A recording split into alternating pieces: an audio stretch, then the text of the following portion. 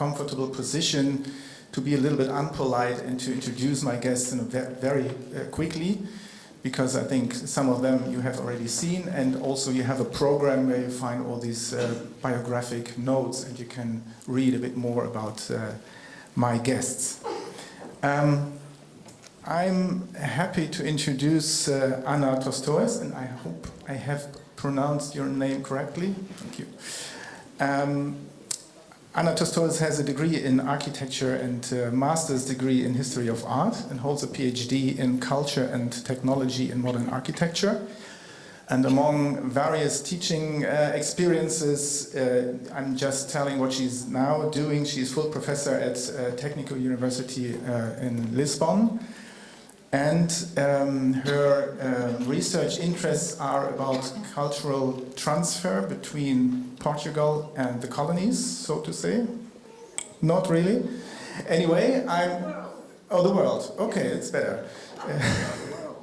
Anyway, I'm quite happy that we can discuss about the issue of modernism and how it has been transferred back and forth between Europe and the countries that are used, or that we term emerging countries or developing countries, however you want to call them. I'm also pleased to introduce Regina Bittner. Regina is a cultural scientist and art historian and holds a PhD from the University of Leipzig, from the from the Institute of European Ethnology at the Humboldt University in Berlin. I'm so sorry, I'm tired. I'm tired too.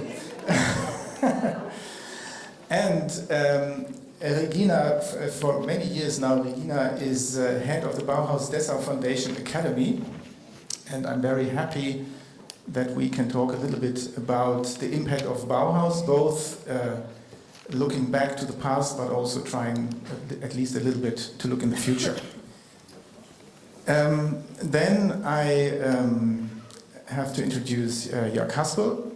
He studied architecture and urban planning, and also history of art and empiric culture. And he was the chief preservationist of the city of Berlin from 1992 until last year, so for 26 years. So I guess there's nobody else who has such a broad overview on architectural heritage in Berlin, including modernist monuments, of course. And I hope we have some time not only to talk about technical issues, but maybe also about the very interesting relationship between modernism and your discipline. And last but not least, and it's almost, you have seen them all, Wiel Arets, very well-known Dutch architect responsible for many beautiful designs. We just have seen a couple of them. I'm very happy that you are here. And as you have seen his lecture, I think there's not much I have to add. And since I spent a couple of years, no, not really, 1.5 years in the Netherlands myself, I'm very happy also to talk about the very specific role of the Netherlands within the history of modernism. I hope we can have some thoughts about it.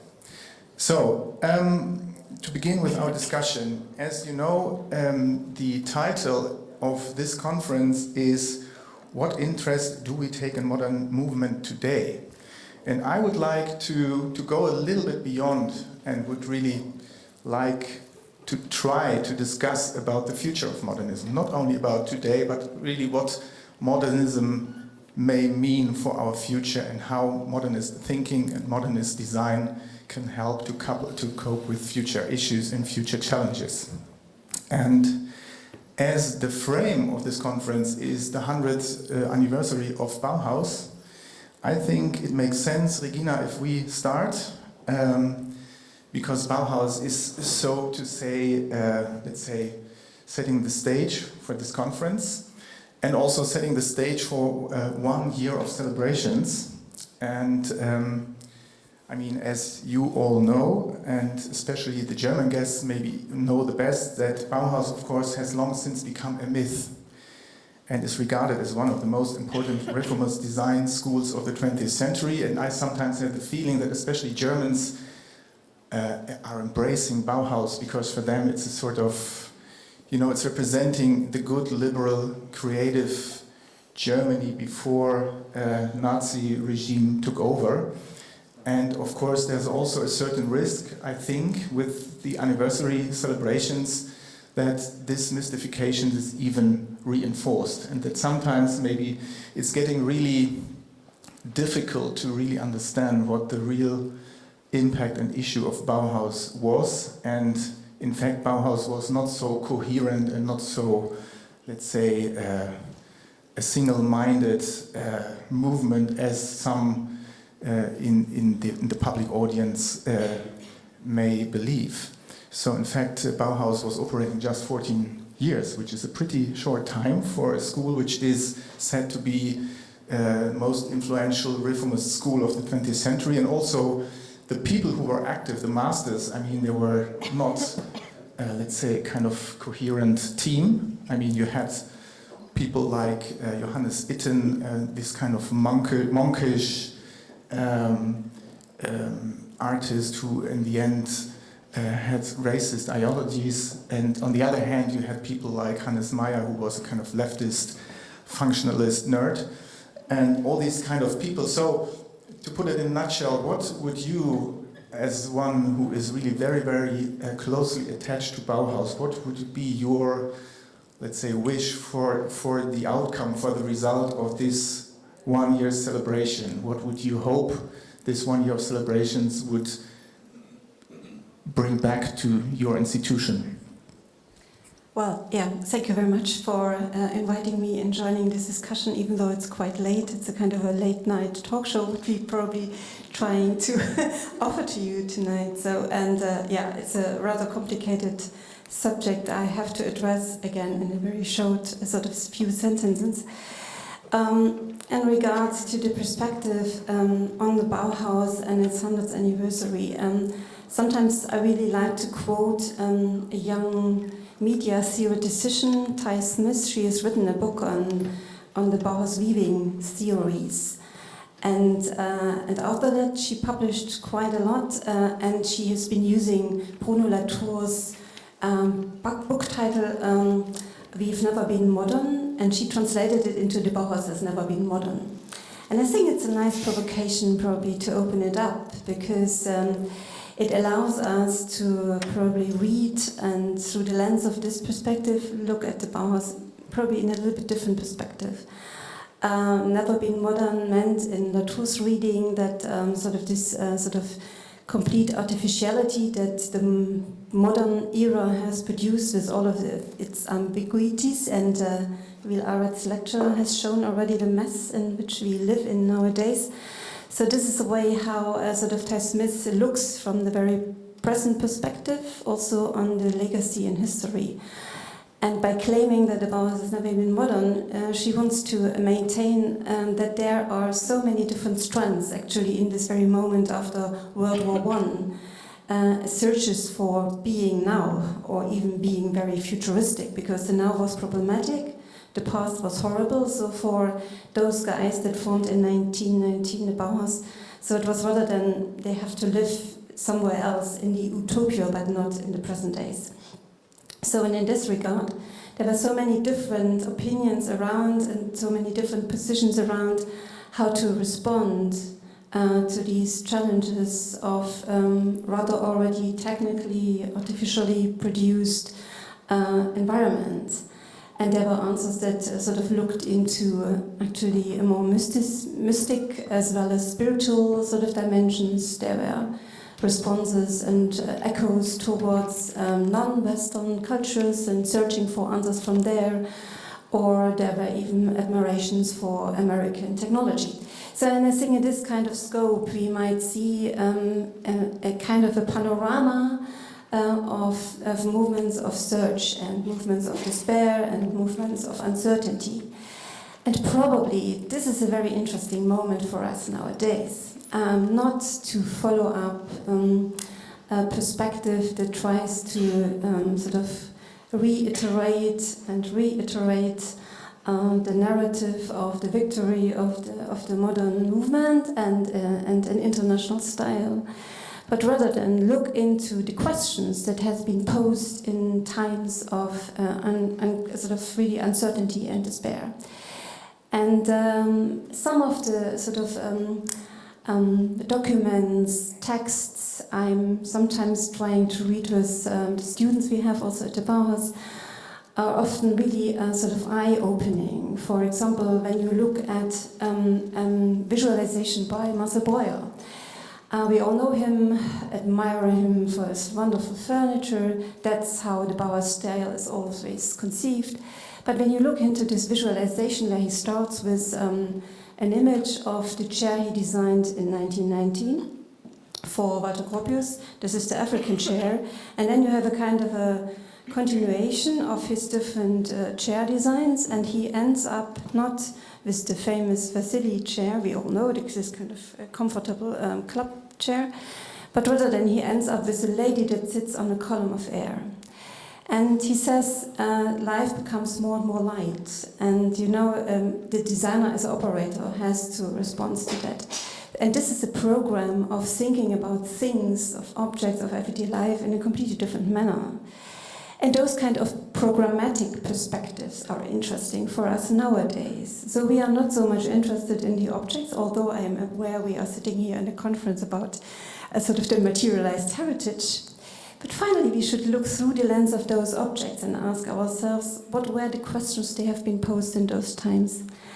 And my hope is that, specifically with this 100th anniversary and the centenary activities, that we might get a much more open and much more heterogeneous and plural perspective on that heritage, which is not one homogeneous system Bauhaus, but rather than something which we might be astonished about. And I think we always look from our contemporary times towards the past. So this is about heritage. We create sort of history always from our contemporary perspectives.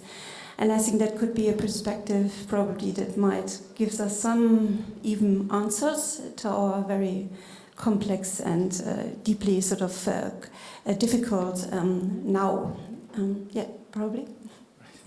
So if I get it right, so your plea is not only, let's say, to focus on the historic artifacts that were produced at the Bauhaus workshops, but rather look at the way of thinking and of the way how these architects and designers and artists have approached the challenges of their time, which I think is pretty interesting and a great challenge. But on the other hand, now you're getting a museum, so you are getting even more, let's say, bound to your history. And isn't it a kind of contradiction that on the one hand you have this very famous history, on the other hand there is an expectation that Bauhaus still is able to be modern and to find answers to the questions of our time? So, I mean, to over-exaggerate my question a little bit, is it possible to be conservative and modernist at the same time?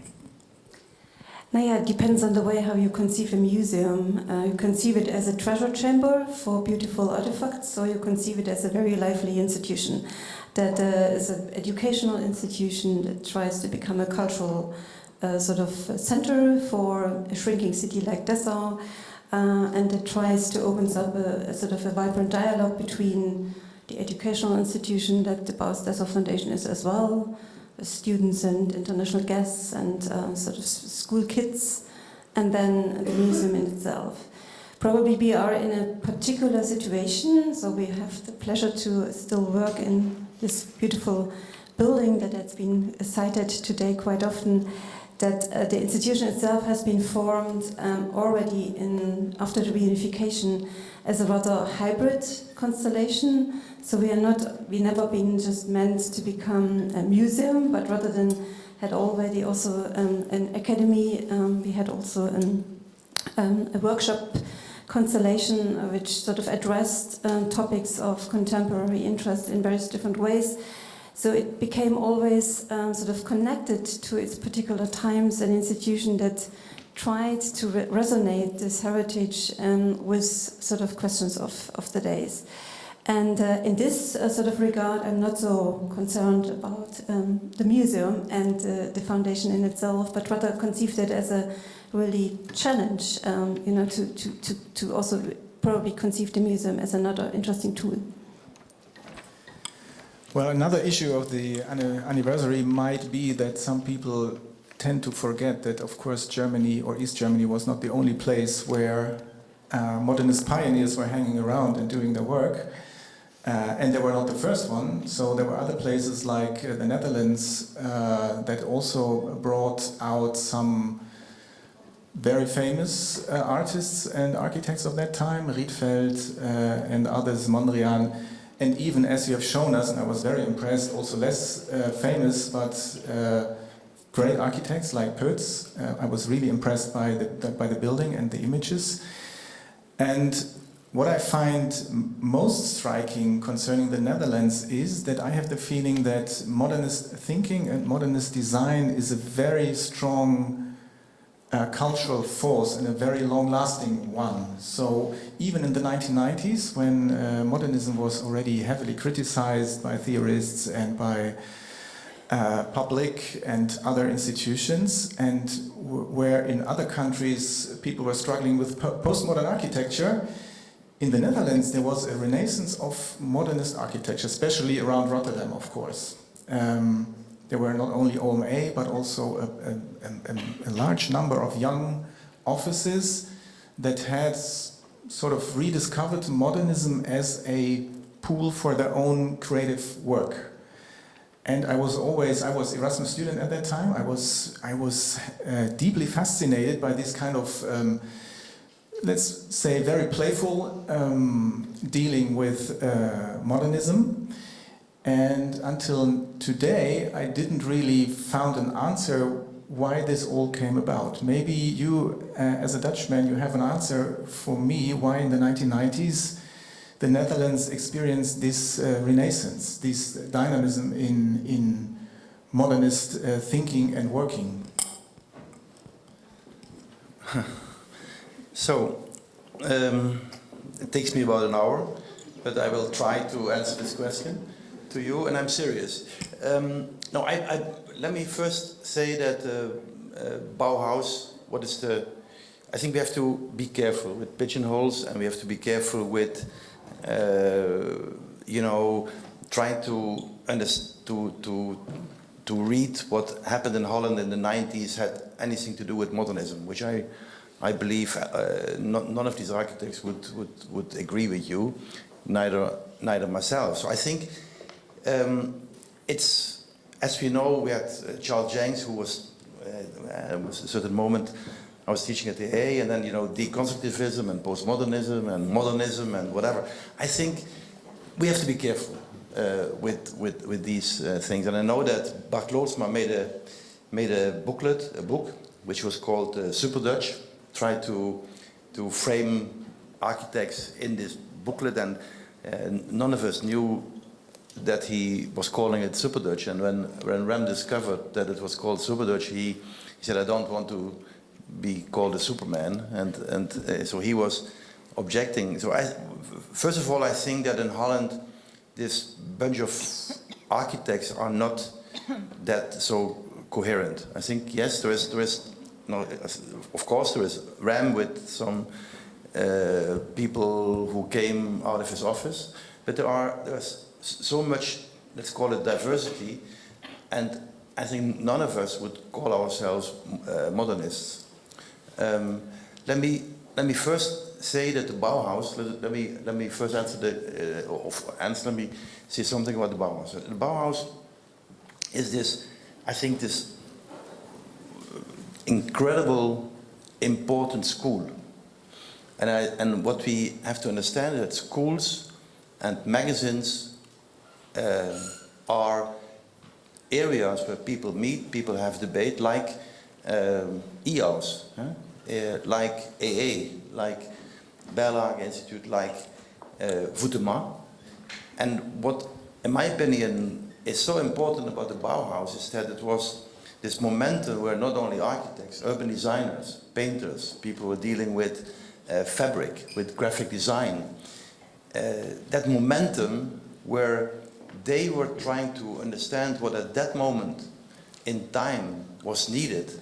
That's, I think, the great power of Bauhaus. And sometimes it's really good to understand that a school or that a school like the Bauhaus had only a short time of existence. I think it's really good to start something, and it's very good to stop, because when you don't do that, then you believe that a kind of idea is forever there. I think, and that's exactly where schools like the AA, when Boyarsky passed away, should have stopped. But they didn't stop on purpose, right? Sorry? Bauhaus didn't stop on purpose. They didn't? They were They forced did to. so on Right? purpose? Well, they were forced to, more or less. Yeah, but it's good that they were. So my opinion is, it's very good for a school to have a particular time span, because Voeteman, Bauhaus, IAUS, there is these schools we have to see as institutions for a manifest. It's really good to be at a school for 5-6 years and disappear. That Mies was for a short time there. It's good because he did something else. And I think what we have to be very careful about is that we try to say, okay, what is the importance of Bauhaus now? I think the importance of Bauhaus now is that it had at that time a big impact. We should study carefully more and more and more what the impact was. But when Mies came with some other people at IIT, I think they didn't talk to each other. It was actually they were on the first floor on -1. So it was over, and they did other things, and that's good. I think it's important to understand that things have a particular time frame, and so when I did by purpose, of course, I showed by purpose Egypt, because and when we talk about Egypt, we know hardly anything about Egypt. I would like to know much more about it. I would like to know much more about what that society was able to do. We have hardly any clue. When you think about Greek architecture, Roman architecture, Gothic, Renaissance, and so on, I think what Bauhaus gave us, and Bauhaus was not only happening in Germany. There was a lot of people dealing from Holland, France, Italy, Russia, and so this momentum in time could be so strong because people captured that momentum. And at this moment, I would say, why don't we have a good school in the world? There is not one school in the world which has any influence. And there's no country in the world, mention one school. It's not existing because our society has no clue what to do. At that time, after the First World War, and what was people understood in Russia, because in a way it started in Russia when Marstam went to Russia, Magnitogorsk. I'm talking about before the First World War. That was a momentum where architects there started as a new society. There are new possibilities. Russia was very important. And again, when you would have asked me what you didn't do, the importance of the Bauhaus and what you should do with it, I think make it into, and you're talking about, I'm very happy the way you explained it. Yes, first of all, make it an area where people can do research. Make it into a big library. Make it into a research place. Make it into a place where we know much more about what was happening between one architect and the other graphic designer. Make it a center of knowledge, but one thing, it's Bauhaus as it is something we could and should do research on. Let me say one more thing. Rembrandt is a painter I really like very much. And what the importance of Rembrandt was, and was that he understood, although he was never in Italy, but what he understood is he tried to study Italian painters. He tried to understand in Leiden and later in Amsterdam, he tried to understand what the political position at that time was. I think he is criticizing that in a way, and he was able to develop new methods. A couple of weeks ago, people found out that he was using certain material for his paint, so that when he was painting, the paint was drying in a split second.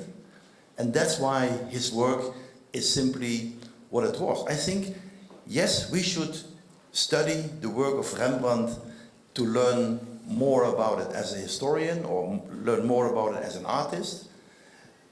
And in that sense, I think what we should do now is trying to understand what our time is about, what our time now is, and Bauhaus could help us as a historical momentum, as a center, which is maybe museum or research or library or whatever. Yes, it could be in the world an important center, but we also have to understand it's gone.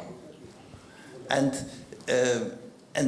I know anniversaries. I had at the IIT I had 6 anniversaries of Mies, and you know, the first time we had an anniversary, we had a lot of people drinking martini, but when you ask one of these people whether they had any clue about Mies, then unfortunately they didn't have. Be careful that you not celebrate something in a way that it's kind of anniversary where you start to say, okay, 125 years ago we know that, or now it's Charles Chaplin was 100 years ago. So anniversaries could also kill Charlie Chaplin. And that's what I learned at IIT. One of the biggest disasters for me at IIT was that there was a kind of religion where everything, when you talk about architecture, you talk about people talk about Mies as if he was alive. And when he would have been alive, he would have done completely different things. He would have not been at that party. So Holland, architects in Holland, the one thing they never want to do is to belong to anything. They want to do their own thing, their own stuff, they don't want to be part of, and I know I destroy a little bit the momentum of modernism, but I think that's exactly what a Bauhaus or a debate about modernism could help. Bauhaus could help us to understand that our time is an extremely fragile momentum, where money, powerless politicians, people who believe that they have an opinion, they should mention their opinion. We are in a kind of decadentum, in a decadent moment. Bauhaus could, as an institute, help to raise that, to raise a debate on new topics. This sounds almost like a conclusion, but we still have a few minutes. No, but please pass on the microphone. So then I would really like to maybe we have some time to go back to the Netherlands, because I'm really interested, maybe not so much in the 1990s, but in this very well, maybe it's also a myth that in the Netherlands, architects and planners in particular are, let's say, much easier in inventing their environment than, let's say, German architects do. And this, I think, is a sort of modernist notion, this kind of ability to invent new environments, which I felt in the Netherlands is a very strong cultural force. Maybe not, I don't know, let's not talk about the 1990s, but in general. And I hope this is maybe not as wrong as my first thesis.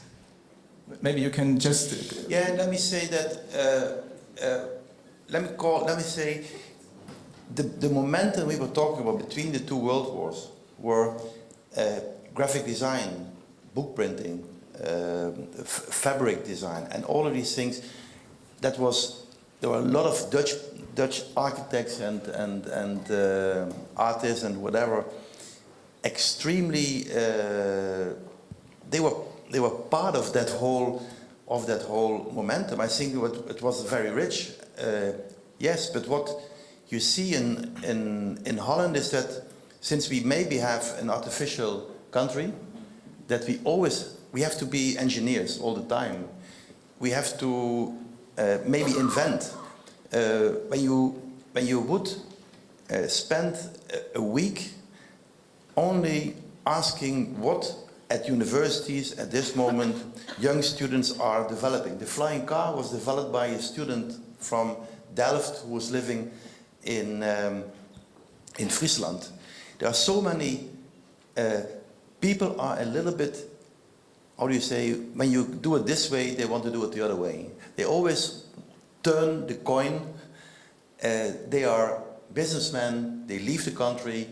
When you tell, like, let's say to me that I'm Dutch, then I think I'm proud to be Dutch when we play soccer. But I'm living in the world. I live as much in Germany, in France, in the States. So the Dutchman is not. It's very difficult to grab. But yes, Dutch people want to be inventive, in my opinion, all the time. That's part of our engineering way of dealing with things. Thank you. I would like to come to Anna Tostões, and I know that I was not quite correct defining your field of research, but anyway, I hope we can talk a little bit about the, let's say, the cultural transfer of modernism from Europe to other countries. And what I'm most interested in, actually it's a bit sad that Fernando Romero isn't here, because actually I would also have liked to talk about Latin American modernism, because there's a huge body of research being done on Latin American modernism and the cultural transfer between North America and South America, between Europe and Latin America. But there's just a little research, at least as I know, just very little research being done about modernism, for instance, in Africa and Asia. And if there is, at least in the kind of public this debate, if there is a picture of this kind of modernism, it's always, let's say, told as a one-way transfer. You know, the developing countries are giving something to the developing countries. That's it. And I disagree. And this is what I want to ask you. Okay, please. So let's make it, because we are like Bauhaus, so we are in the evening lectures now, so after dinner, then we must go to sleep. So we are following Bauhaus curriculum, isn't it, Regina, with the evening lectures. So it's hard life in Bauhaus, we may say. I would say that it's a very great honor, and I'm very proud to be here representing Docomomo International, which is an organization Dutch, created in the end of the 80s to recall and to discuss modern movement architecture from back to the future. And here is one of our journals on Mies' legacy, and we were very, very inspired to make it, to see Crown Hall, to see Herlin. It's not Mies, but it's in Aachen, it's very close to Aachen, to see Neuer's gallery on working, all the Krefeld, very recent works in the factories, as well as the two houses and the work of Christian Lange. Okay, it was really a discovery, even to realize that Mies was working quite young in Aachen with his brother and the collage period and so on. But this is to say that, in fact, Docomomo International nowadays, with almost 80 countries represented, I believe I'm able to say or to dare to say that in the world, and in 5 continents of the world, at least, it's what we have for a moment, there's exchanges coming back.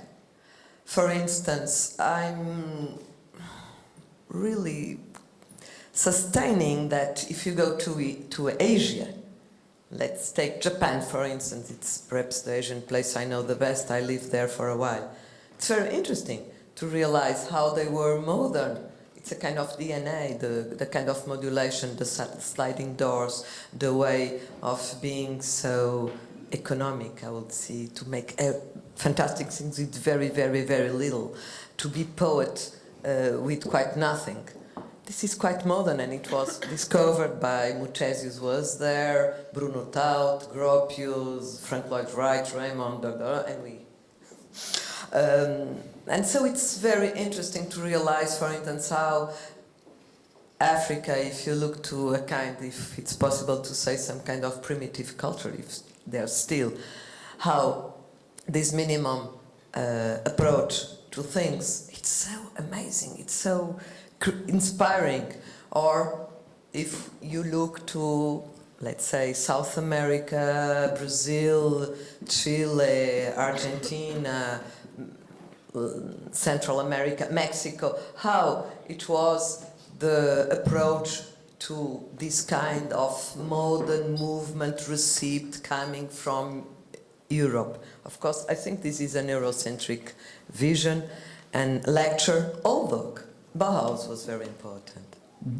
And Bauhaus was in fact, or perhaps was not, is today a kind of a label, a kind of a symbol, a kind of a myth, and we are very, very thankful because I think it's a live myth, because it's still possible to go to the master houses, and it's still possible to go to the archives here in Berlin and to discover more things. But the most alive thing is to realize it was a school, 14 years old, so they were really lucky because they were a kind of adolescent school, so no decadence, and completely alive. And in fact, in this period of the world and of the momento between the two wars, it was incredible to see all the innovation there. We realize women working, giving classes, being in the arts and crafts, the talleres, making things, everything.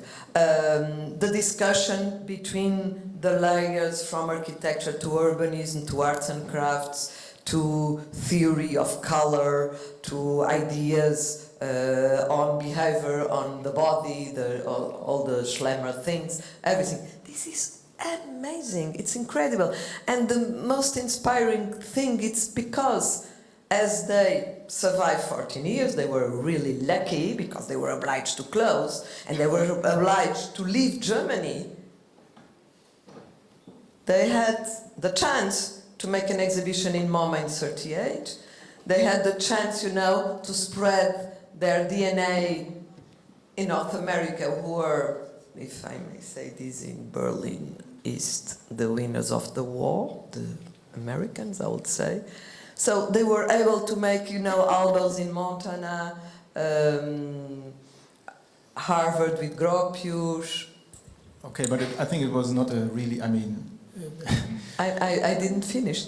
Well, yeah, because I find it a little bit... But you are the first one to cut. You didn't cut any one of the formats. I must continue. So, what I wish to say is that Germany was obliged to go abroad, to go, in the case, mainly to North America, and to make indeed different schools and to keep the education in different ways. And if you go to Rhode Island School of Design, or if you go to Harvard, or you go to IIT, you have different approaches, but you may go to other places in the world where some kind of echoes of this,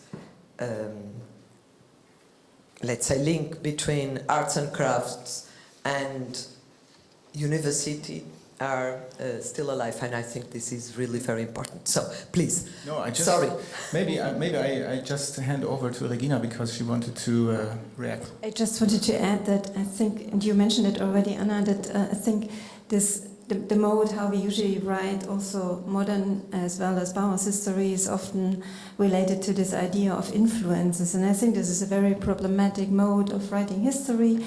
And I think what Docomomo does, as well as I think also this new exhibition that will be opened on the 14th of March in the House of World Cultures, and it's also one of these centenary projects, Bauhaus Imaginista, is also an attempt to not talk about Bauhaus' move towards the world, but rather than considering it from its very beginning as a cosmopolitan project. So it was already embedded in a globalized condition. The most of the teachers came from an international background. They formed their own networks that helped them also to emigrate to various different parts of the world without having the networks via magazines, via organizations like the CM. They would have never done it. And what is also very crucial is that cosmopolitan meant not only the northern hemisphere, but also actually the global south. So I think these dialogues that are extremely important, and this mode of an entangled history, also writing an entangled history about the Bauhaus, I think this will be a contribution, and I assume this will be rather a fresh perspective also on that remarkable institution. I would just like to go back once to those, let's say, least or less developed countries where, of course, we find modernist architecture, and both from native or from foreign architects. But I would like to ask you if we consider modernism not only as a, let's say, architectural or kind of design artifact, but also as a social project, as a social and political project, aiming at better living conditions, aiming at more equality, etc., etc. And if we then look to those countries where these qualities are maybe least developed, would you say, or would it be correct to say that modernism did not succeed in these countries, or would it be more appropriate to say that modernism has not yet accomplished? But how can we understand the political and social dimension of modernism in these countries?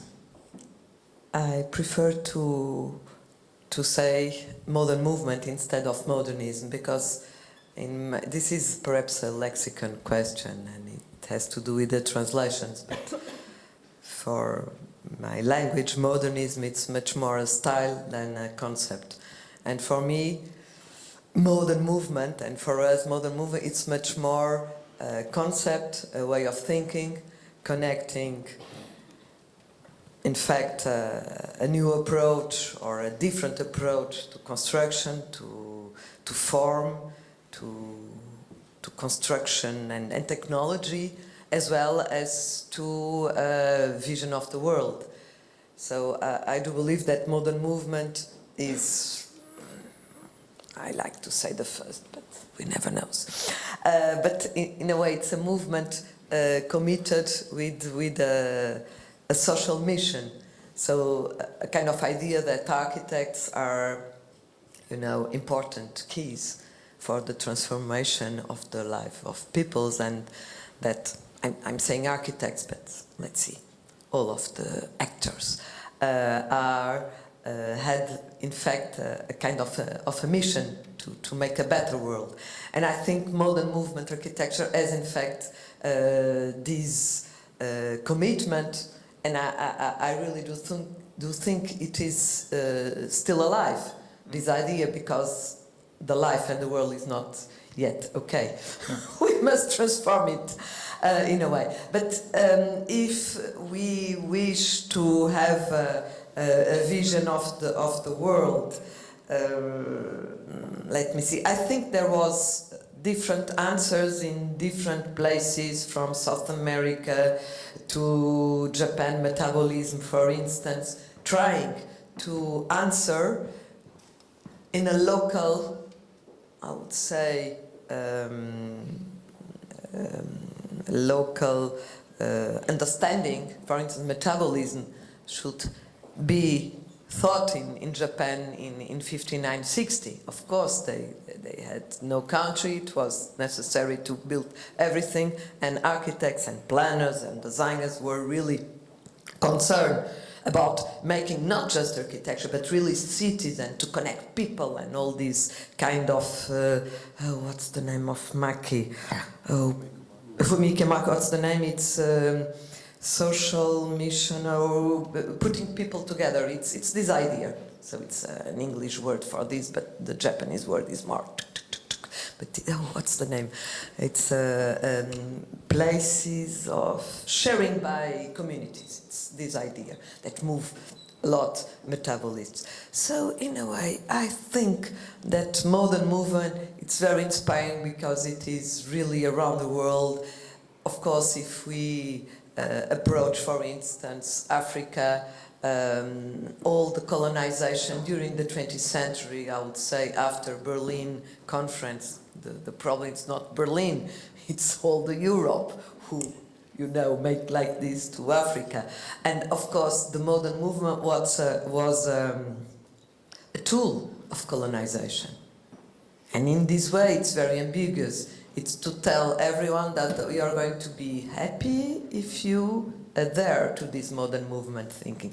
And now we come back to all the questions, the discussions after, or mainly after the Second World War, I think, concerning the question of the global and the local, and I'm thinking about the French philosopher Paul Ricoeur, who has this kind of rhetoric question, if I really want, you know, to be developed, to embrace progress, it is really necessary that I lose my little boat of my tradition and of my local roots. This is the main question.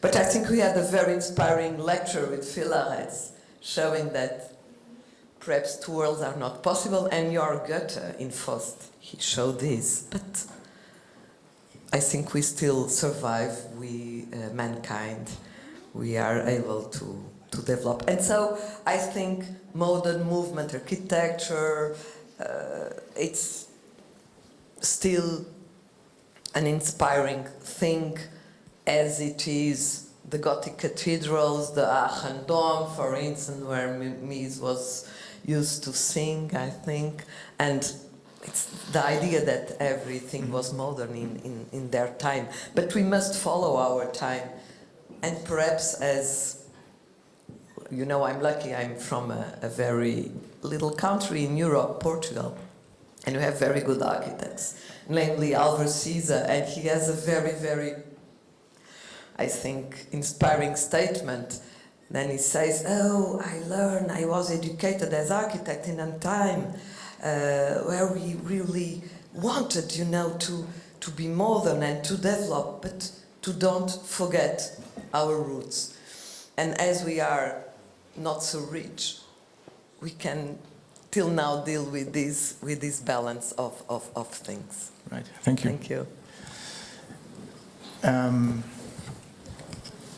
Now, Mr. Haspel, we had a, well, not really an email exchange, but at least I sent you an email and you responded very quickly, where I have suggested that we maybe do not talk about, let's say, the technical issues of preservation, which I think would be another conference to discuss about technical issues of preservation regarding modernist buildings, etc., and in Berlin in particular, and so on. So I suggested to talk about your discipline, because preservationists are actually people who are trained to look back into the past, of course. Today we are discussing about modernism, so what we do expect from modernism today or even in the future. So I suggested to talk about the relation between your discipline and the modern movement. And in my email, I have suggested that professional monument protection, as we know it today, is actually maybe not an invention, but at least a part of modern times. And you did not disagree in your answer, so maybe you can do now.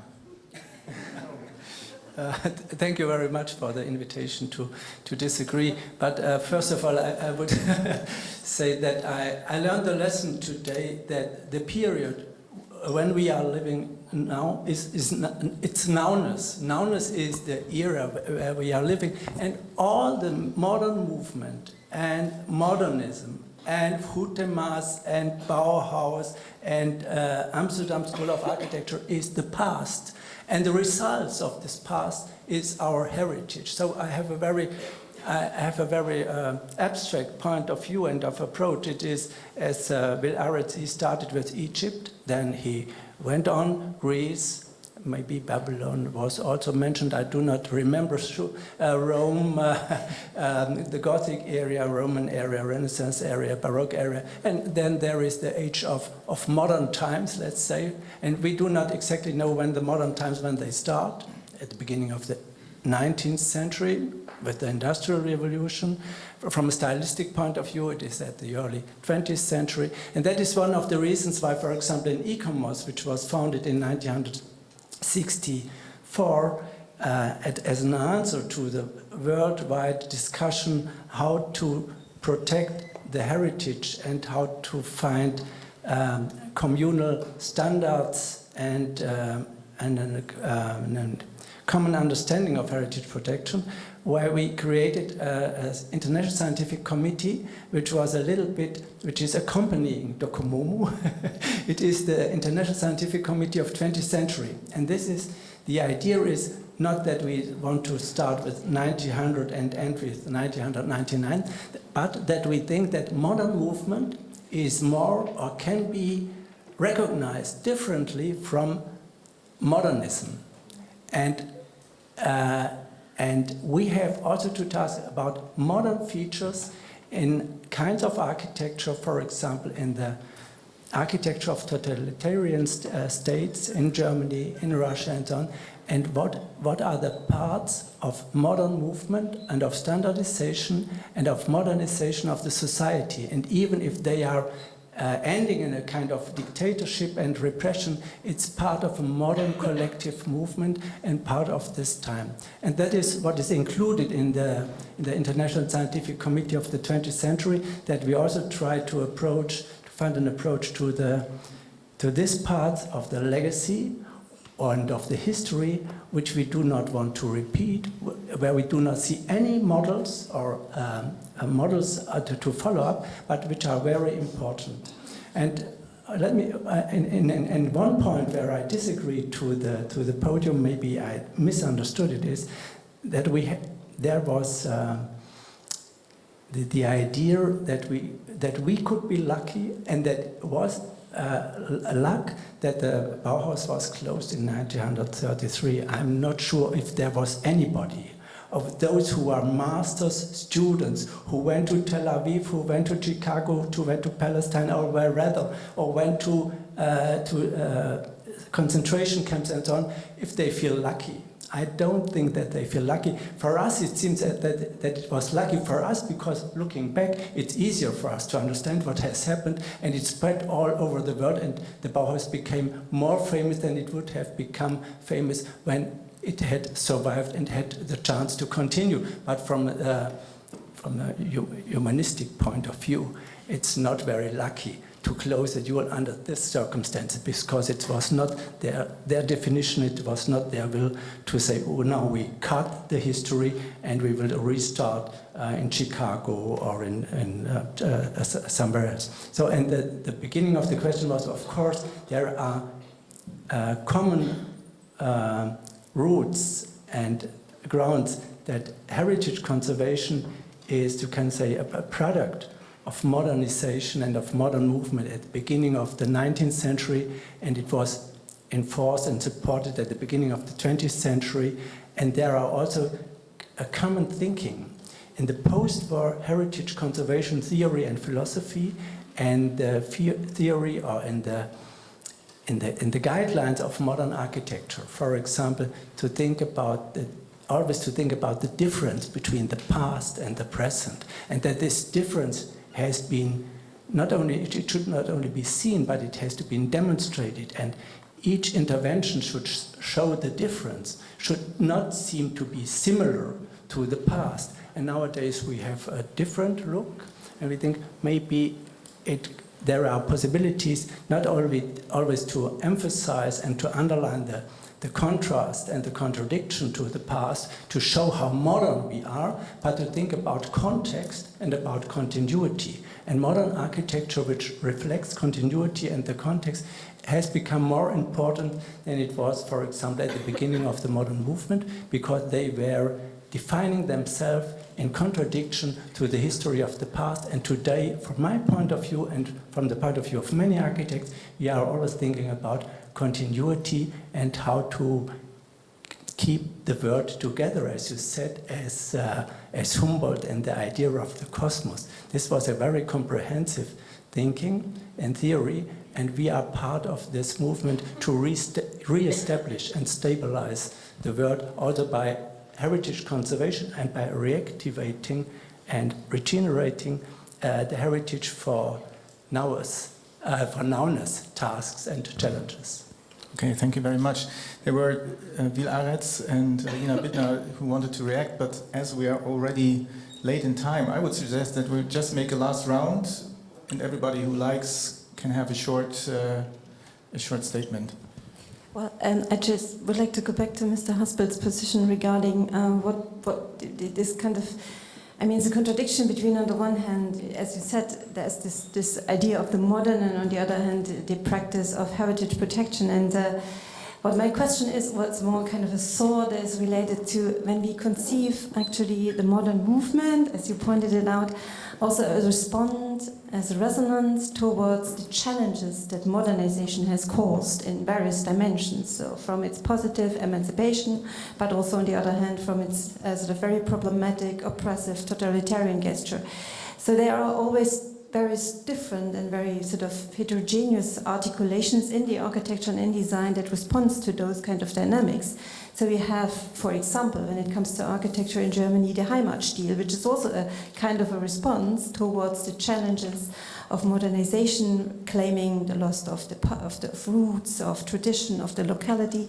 So, but it does not form a homogeneous space in terms of its visuality and in terms of its sort of formal languages. Does it also belongs to this sort of idea of heritage, or how would you conceive it under the umbrella of modern movement? So this is directly to you.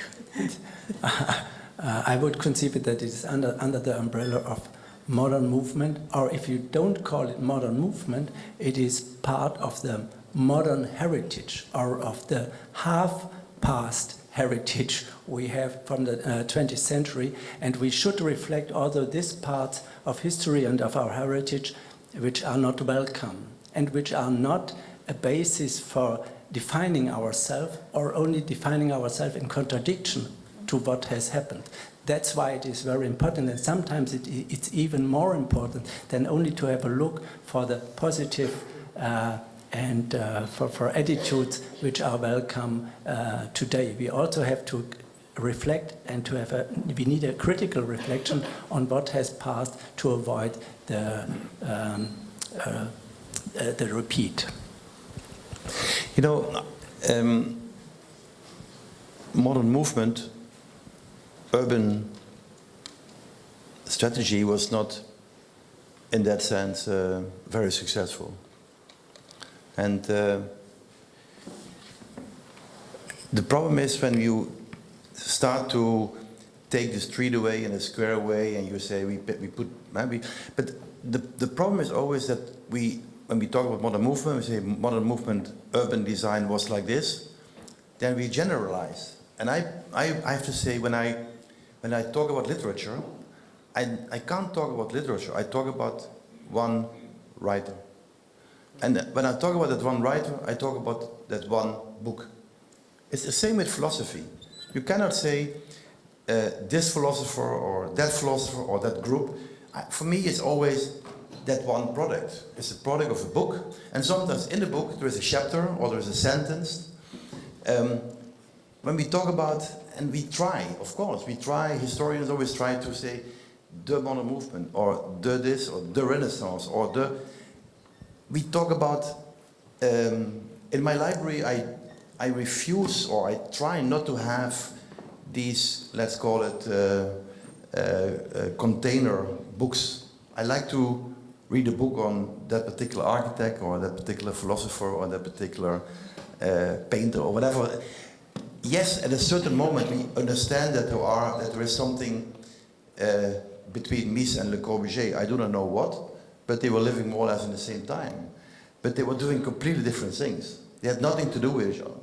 So, what I'm trying to say is, in terms of heritage, I am a great, I'm really would like to understand history, the past, products being produced, and that's why I'm mentioned till Egypt that we have to keep history alive. There is a trap where we don't keep it alive. We keep something which is there, which is not used anymore. Like the Schröder house, you know, since Mr. Schröder died, it's a dead product. It's a relict for me. Yeah, let me finish this argument quickly. Although I think it's fantastic that the Schröder house is there. We should have a Schröder house. Why are we not asking someone to live there? Like in Meudon, Theo van Doesburg house is being lived in. What is happening in Holland, where the Rietveld houses, like the Van der Slobbe or whatever, people try, Van der Vlucht, I'm defending, you know, the fact that buildings which are produced, we should keep them as much as possible alive, but alive, you only can keep something alive when it's lived in. That's my opinion. Maybe you have a different opinion, and we should discuss about that. No, I don't have a different opinion, but I think it's possible to keep it, even if it is not alive, because then you can revitalize it. So if you lost it, you have not the chance to revitalize it, and that is why I'm not so strictly, so rigid as it sounds, as you to think about monuments which are without any use today, but they are a potential which has to be kept for future generations, and maybe they can make it more productive than we do today. We don't disagree at all there. The only thing I'm saying is let buildings be used, and again, we should be really careful. We are doing at this moment three buildings in a city, and one of these buildings was a hotel which was bombed in 1944, and it's gone. So the city, there's an area in the city, and everyone in that city is talking about that building which is not there anymore. We did an urban planning for the city, and what I found out is that building was extremely important for the memory of the city, for that position and so on. And we are now building 3 buildings. We are building 2 new buildings, and we did a lot of investigation to rebuild the building which was bombed. And that will happen. So we are creating, we restoring the building, we all the drawings, but we give it a life, because I believe that buildings should have a life. And the last comment in that sense, Villa Malaparte. For me, one of the most important buildings built. Courtesy Malaparte built a building. And why is that building so important, to me at least, is because a writer or philosopher, or how we call Courtesy Malaparte, built this building on Capri. And this building is telling the story of his life, how he lived and what he went through, how he was put on exile in Lipari, and how he captured, in a way, the history, the Roman history of Anne Capri, his life, alive. he gave, when he died, the building to the Chinese Republic.